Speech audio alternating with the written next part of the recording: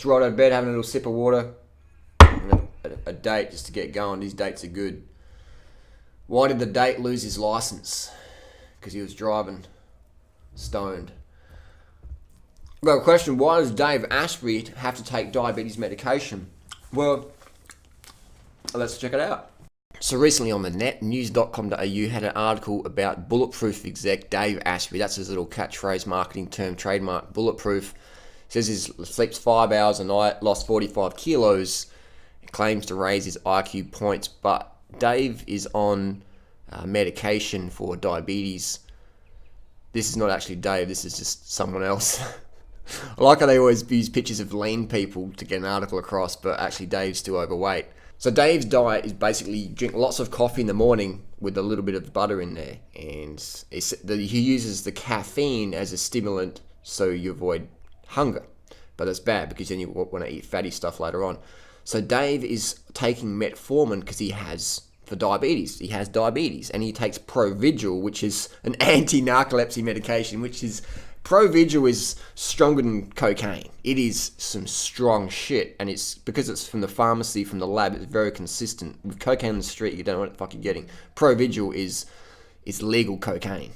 It's fucking strong shit. To boost his brain power, stay focused, because he's got a lot of stodge, all the fat in the blood, you can't think. So to do the high carb diet, you don't need Provigil, you don't need metformin. To do the low carb, high fat diet, you definitely need the metformin to boost your insulin, and you definitely need Provigil to think, because you will be thrashed on the low carb diet. You won't be able to think.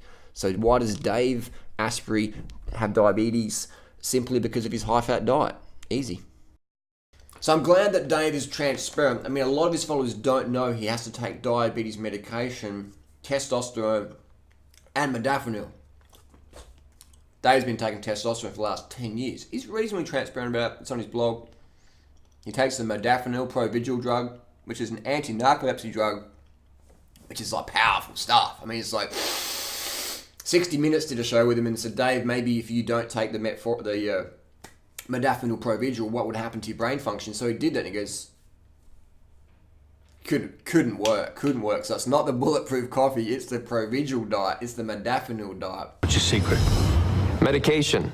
It may seem utterly fantastical, but not so, says Dave Asprey, a successful executive. He often gets up at 4:45, pops a pill, prepares breakfast for his 2 children. Really? There you go. Then gallops into his high-pressure job as vice president of a billion-dollar internet security firm. This can be the difference between I'm just making it through the day to I had like the best day of my life. The drug is called Provigil. It's only approved for narcolepsy, sleep apnea, or for people who work irregular hours. But many people are now taking it for an off-label use to boost energy and focus. The drug, which has been nicknamed Viagra for the brain, is quietly being used by military pilots, pro athletes, pro poker players, and maybe by the man or woman who's kicking your butt at the office. On the internet, there are hundreds of sites evangelizing for Provigil, explaining how to get your doctor to prescribe it to you or how to get it without a prescription. In fact, there is literally one site called BuyProvigilWithoutPrescription.com. We found a whole secret society of the successful using Provigil to get ahead. The lobbyist who gets up at 5 a.m. for 2 full workouts before work. I could not do this without the Provigil. It wouldn't be the same. From what you're saying, it sounds like it's hard to overstate the impact that this has had on your life. It's amazing. I just don't get it why more people don't know about it. The computer programmer who can now write code for 12 hours at a time. It helps you focus up for exceptionally long periods of time. And the brain researcher finding connections nobody else is seeing. It's just a clear day. The fog isn't there. Turns out they are sisters, but the brain researcher can't get a prescription. So the 2 women have established their own little black market. How often do you send her pills? Well, the poor thing. She tries to use it very sparingly so that I don't have to send her as much. But she says, too, that she couldn't live without it. We call it the miracle drug. Dave Asprey, one of the few people willing to go public with his Provigil use, says he once flew 20 hours to Australia with almost no sleep, got off the plane, took a Provigil, and delivered a series of speeches that were so good they made the local papers. It worked. Recently, a reporter for Current TV took Provigil, Down the hatch. Cheers. and 24 hours later, with no sleep, he was intently assembling furniture at 3 in the morning. However, remember, this drug is not approved simply as an energy booster for otherwise healthy people. A few years ago, in fact, the maker of this drug got slapped with a warning letter by federal authorities for marketing the drug for off-label uses. Now, Teva Pharmaceuticals says Provigil is not approved for, and we do not recommend Provigil for cognitive enhancement.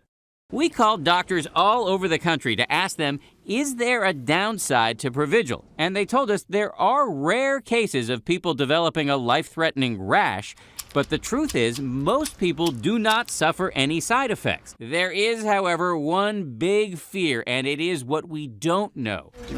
There have been no studies of the long-term effects of Provigil on people like Dave Asprey. So why put yourself at undue risk when you could simply get more sleep and engage in habits that are conducive for good sleep? Still, the believers are determined to take Provigil, even if it means they're making themselves into human guinea pigs.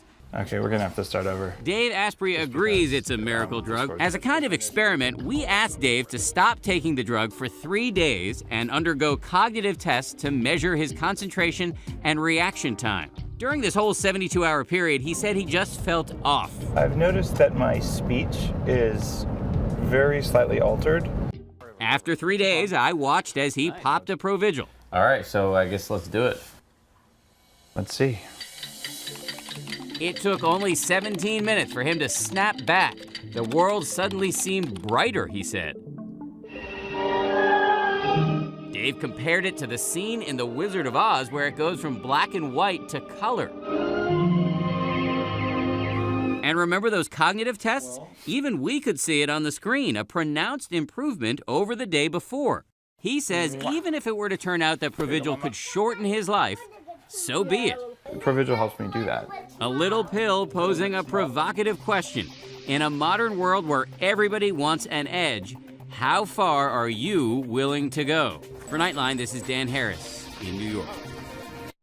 So instead of saying bulletproof Zec, it should be Provigil Zec, modafinil Zec, because that's what it is. When you're on modafinil, take some modafinil. Actually, don't take modafinil because that's going to fucking fuck up your endocrine system.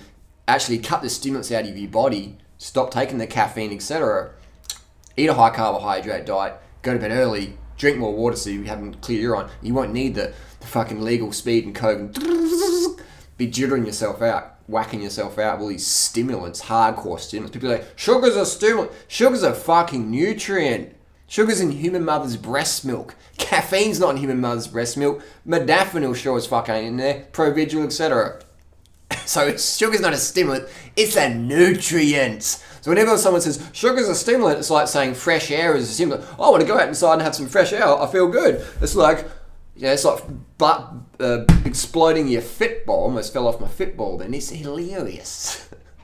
It's hilarious instantly, but people would rather die than change their diet. We know this.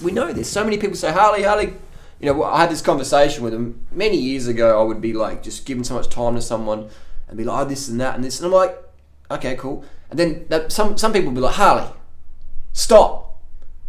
I would rather fucking die than change my diet. I appreciate all the effort you put in, but I'll just be honest with you, I'd rather fucking die than change my diet. And I'm like, why didn't you tell me an hour ago? We could have saved a lot of back and forth. Most people would rather die than change their diet.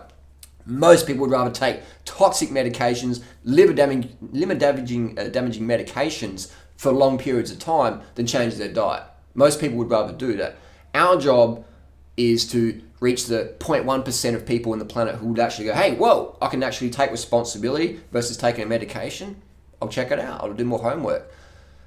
That's what it's about, is doing your homework. So why did Dave Asprey take metformin? Because he has to.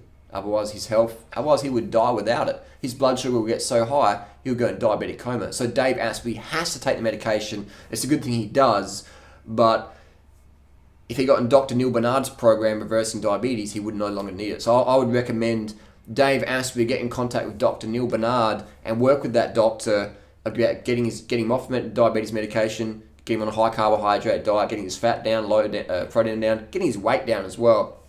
And he won't need all the medications he's coming on. But again, work with Dr. Neil Barnard, Dave Asprey. Let us know your results. Thanks for watching.